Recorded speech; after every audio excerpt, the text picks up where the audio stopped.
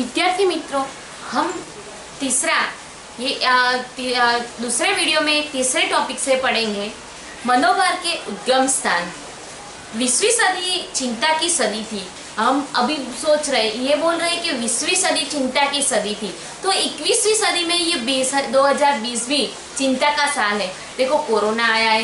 Corona से हर एक व्यक्ति चिंतित रहता है कि बाहर जाए ना जाए। बाहर जाने से हमें चिंता रहती है, कोई हमारे साथ हमारे संपर्क में आ गया तो मुझे कोरोना हो जाएगा, इसकी हमें चिंता रहती है। तो जबकि 21वीं सदी मनोभार की सदी है। मनोभार यानी भी चिंता ही होगी। चिकित्सा अध्ययन में द्वारा सिद्ध हो जा रहा है कि अधिकतर शारीरिक बीमारियों के मूल में मनोभार कारण रूप होता है। गतिशील परिवर्तन के युग में बदलते हुए माहौल में समायोजित स्थापित करना सरल नहीं है। पारिवारिक, व्यवसायिक, सामाजिक, राजनीतिक, भौगोलिक परिवर्तन या चुनौतियां व्यक्ति के मनोभार को उत्पन्न करती है। मनोभार के उद्गम स्थानों के 3 भागों में बांटा गया है। मनोभार को उद्गम स्थानों में 3 भागों में बांटा गया है। पहला है आघातजन्य घटक, यानी किसी वस्तु से आघात लगना। जीवन की तत्कालिक घटनाएं, यानी कोई भी तत्काल घटना, यानी तुरंत होने वाली घटना तत्काल घटना कहते हैं। दैनिक परेशानियां, तो उसमें पहला, व्यक्ति जीवन में छोटे परिवर्तन सहन कर सकता है, परंतु अचानक उत्पन्न होने वाली आघातजन्य परिस्थिति या घटना जैसे भयंकर आग लगना, भूकंप होना, बाढ़ आना, तूफान आना, किसी दहशतपूर्ण गुनाह का साक्षी बनना, युद्ध, उग्रवाद यानी आतंक फैलना, अपहरण जैसी परिस्थिति में पकड़े यानी बंदी जाने आदि ऐसी घटनाओं का प्रारंभ लोगों में मनोभार के रूप में प्रकट होता है और काफी लंबे समय तक रहता है। उसका परोक्ष प्रभाव समय बीतने के बाद भी जारी रहता है। देखो, व्यक्ति के ये भूकंप आना वो एक आघातजन्य घटना है कि भूकंप आया हमारे चलो 2001 में भूकंप आया था, कई सारे लोगों के घर टूट गए थे, तो वो भी एक चिंताजनक था क्योंकि वो आघातजन्य था, क्योंकि उनके पूरे घर टूट गए थे। घर टूटे, उसके अंदर काफी सारे लोग मर गए थे। फिर बाढ़ आना, अभी आप देख रहे हो कि बॉम्बे में घरों घरों में बारिश बहुत हो रही है और घर घर में पानी भर गए, तो उनको भी आघात लगता है। फिर तूफान आना, तूफान आने के कारण लोगों के घर टूट जाते हैं। कभी कभी ज्यादा तूफान आने से छापरे उड़ते हैं, छापरे उड़ने के कारण किसी की मृत्यु भी हो सकती है, क्योंकि छापरे उड़ते नीचे कोई आता जाता हो, वृक्ष गिरते, वृक्ष गिरने के कारण गाड़ियाँ की नुकसान होती है।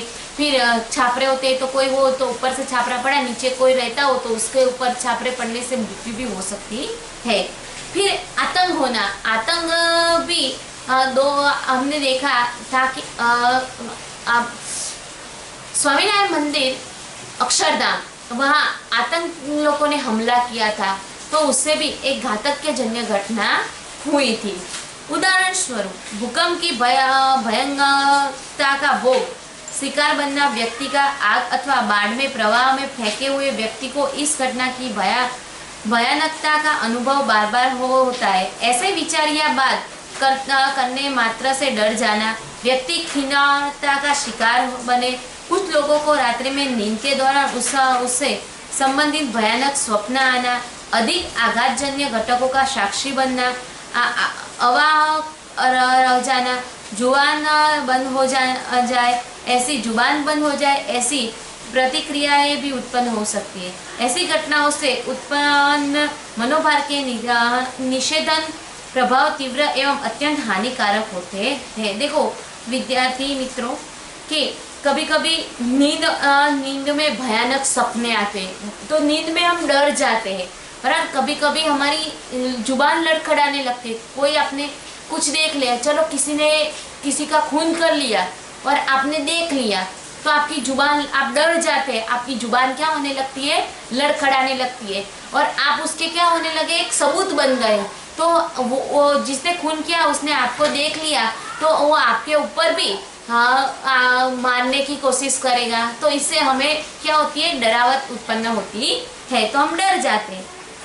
दूसरा, जीवन की तत्कालिक घटना, जो तत्काल होने वाली घटना, धरो कि हम कहीं गाड़ी लेके गए, बराबर, तो एक्सीडेंट हो गया तो तत्काल घटना है। एक्सीडेंट एक कोई सोच समझ के नहीं किया है, तुरंत हो जाता है, उसे तत्काल घटना कहते हैं। जीवन में बनी हुई तत्कालिक घटना या आने वाले परिवर्तनों का प्रभाव व्यक्ति के मनोभार उत्पन्न करता है। जीवन में बनाने वाली घटना जैसे कि परिवार में अचानक किसी की मृत्यु, शादी का तलाक, वैयक्तिक घटनाएं जैसे कि रहने वाले स्थान में आया हुआ परिवर्तन, खाने पीने के रीति रिवाज में आया हुआ परिवर्तन, स्वयं को चोट लगना, कार्यरत स्थान पर अपने अधिकारी के स्थान उत्पन्न यानी झगड़े या प्रश्न या हड़ताल अथवा रिटायरमेंट या आर्थिक विषय जैसे कि पैसे की तंगी, कारोबार की मंदी, बेकारी अथवा पैसे का खो जाना जैसी घटनाओं से लोग पर अलग अलग प्रभाव में मनोभार का प्रभाव देखना मिलता है। देखो, वो तत्काल घटना कहते हैं कि कभी कभी पैसे खो जाना, कभी कभी बड़ी बड़ी मिलें होती है यानी बड़ी बड़ी फैक्ट्रियाँ होती है, उसमें तुरंत तंगी है, मंदी आ जाना। मंदी यानी कोई माल हो तो बिक ही रहा हो, और बिक रहा हो तो उसमें पैसे नहीं मिल रहे हो, ऐसे मंदी आना, तो वो जीवन की तत्कालिक घटना कहलाती है। दूसरा, दैनिक जीवन यानी दैनिक परेशानियाँ, दैनिक जीवन में आने वाली मुश्किलें व्यक्ति में मनोभार उत्पन्न करती है। उदाहरण, नौकरी करने वाली गृहिणी के लिए गृह कार्य, बालकों की देखभाल, उनका शिक्षण तथा कार्यालय के कार्य हेतु समय को बचाने की परेशानी। चलो, कोई भी लेडीज नौकरी करती हो तो उसको पहले घर संभालना पड़ता है, घर उसकी जिम्मेदारी होती है, बच्चों की जिम्मेदारी होती है, बच्चों को पढ़ाना, उसका गृह कार्य कराना, हर एक जिम्मेदारी उसके ऊपर रहती है।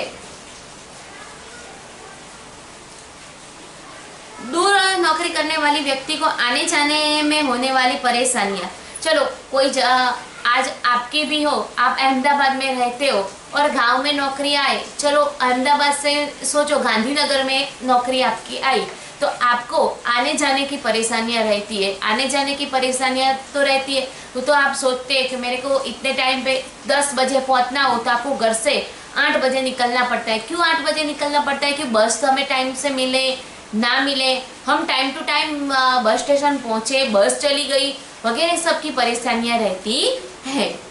परीक्षार्थियों को ट्रैफिक जाने में फंस जाते हैं। चलो परीक्षा देने कभी जाना हो, आपकी स्कूल में 12वीं में केंद्र अभी बना है, पहले आपकी स्कूल में 12वीं का केंद्र नहीं था, यानी था पर वो दूसरी जगह से फॉर्म भरते थे, तो आपका बापूनगर फिर नरोडा उस साइड आपका परीक्षा केंद्रीय स्थान था, तो आपको वहाँ एग्जाम देने जाना हो तो आपको पहले जल्दी निकलना पड़ेगा, क्योंकि अहमदाबाद में ट्रैफिक का बहुत ट्रैफिक होता है। इसके लिए आपको यहाँ से उस तरफ जाना हो, बापूनगर जाना हो तो जल्दी निकलना पड़ेगा, तो ट्रैफिक की भी परेशानी रहती है। या वाहन खराब हो जाना, परीक्षा में लिखते समय पेन ठीक से न चले अथवा परीक्षा खंड में गर्मी अधिक लगे आदि नापसंद परिस्थिति या मुसीबत सामान्य होने पर भी उसकी मात्रा बढ़ जाने से मनोभार उत्पन्न होता है। चलो हमारा वाहन कभी बिगड़ गया, इसके कारण हमें परीक्षा देने जाना, तो उसके कारण हमें जल्दी निकल, हम परीक्षा में लिख पाएंगे या नहीं लिख पाएंगे, हम कैसा लिखेंगे, हमें थोड़ा घबराहट रहता है, तो घबराहट वो मनोभार ही कहलाता है। विद्यार्थी मित्रों, मनोभार की प्रतिक्रियाओं, तो उसमें मनोभार की प्रतिक्रिया मुख्य 4 प्रकार है जो निम्नलिखित है। शारीरिक प्रतिक्रियाओं, दूसरा वार्तनिक एवं बोधात्मक प्रतिक्रियाओं, आवेगात्मक प्रतिक्रियाओं, और बस 3 टॉपिक है इसमें। तो पहला शारीरिक प्रतिक्रिया, व्यक्ति या प्राणी जब कोई बाह्य धमकियां चुनौती का अनुभव करता है तब परिस्थिति के साथ समायोजन करने के लिए तत्कालिक प्रतिक्रिया देने के लिए अधिक शक्ति की आवश्यकता उत्पन्न होती है। इस परिस्थिति का सामना करने के लिए स्वयं संचालित चेता तंत्र सक्रिय होता है।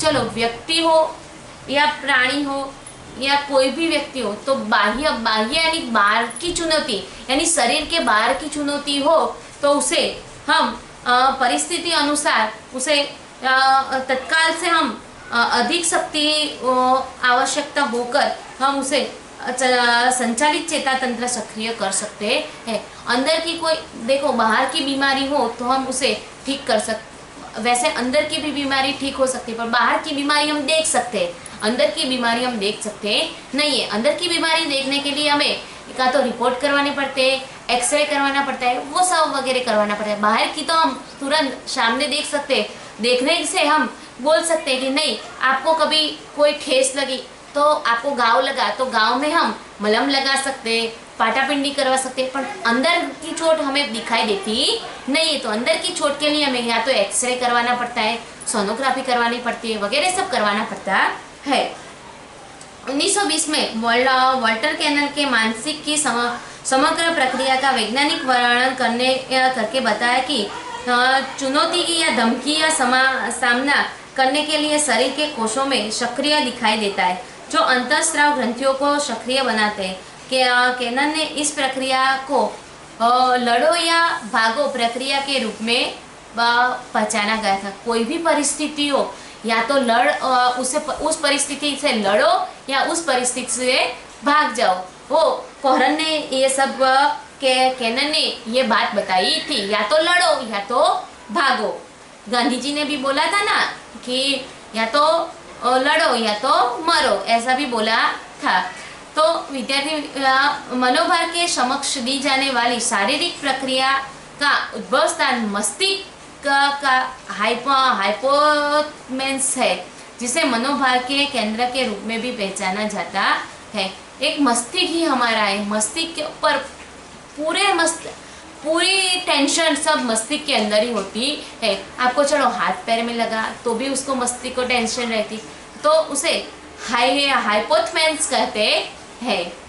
हाइपोथैलेमस ऐसी परिस्थिति दो मुख्य भागों द्वारा प्रक्रिया प्रारंभ है। पहला स्वयं संचालित चेता तंत्र के द्वारा, और दूसरा मस्तिष्क ग्रंथियों को प्रवृत्त करने स्वयं संचालित चेता तंत्रों। उसमें अनुकंपिक तंत्र और परानुकंपिक तंत्र, ऐसे दो भाग होते हैं। अनुकंपिक तंत्र के प्रक्रिया होने से श्वसन क्रिया गहरी एवं गतिशील बनती है। हृदय की धड़कनों का तेज होना, रक्त की नलियों को संकुचन, रक्त का संचार बढ़ना जैसे आंतरिक परिवर्तन होता है। देखो, कोई भी अनुकंपित यानी कोई भी टेंशन आ जाती है तो हमारी धड़कन बढ़ जाती है, हमारी सांस रुक जाती है, बराबर, ऐसा सब होता है। इनके अलावा नाक एवं गले में स्नायुओं में परिवर्तन के कारण फेफड़े में अधिक हवा जाती है। देखो, कभी कभी नाक और गले में कोई परिवर्तन हो तो फेफड़े में ज़्यादा हवा चली जाती है। चेहरे के हाथ भाव की आवेगना सुर बदलते, कभी कोई टेंशन आ जाता हो, टेंशन आते तो हमारे चेहरे के हाव भाव बदल जाते हैं। थोड़ा मुंह हमारा लुटक जाता है, यानी थोड़े टेंशन में होते हैं तो मुंह थोड़ा ऐसा छोटा हो जाता है। पाचन क्रिया में अवरोध होने या परिवर्तन मनोभार के संकेत होते हैं। एड्रिन ग्रंथि के द्वारा रक्त प्रवाह में कोर्टिकोस्टेरॉइड का स्त्राव मिलता है, जिससे शरीर में ऊर्जा का संचालन होता है। मस्तिष्क ग्रंथि के स्त्राव कंठ ग्रंथि एवं एंडिन ग्रंथि को भी उद्दीपक करते हैं, जिसके स्त्राव के कारण अनेक परिवर्तन होते हैं, जैसे कि बरोल अधिक रक्त छोड़ता है, जिससे खून जल्दी ठंडा हो जाता है। हड्डियों में खोखरे भाग यानी गहराई से श्वेत कण उत्पन्न होते हैं। यकृत अधिक शर्करा पैदा करता है, जो शारीरिक सक्रिया के लिए आवश्यक है। विद्यार्थी मित्रों, आगे का पाठ हम अगले वीडियो में पढ़ेंगे। अस्तु।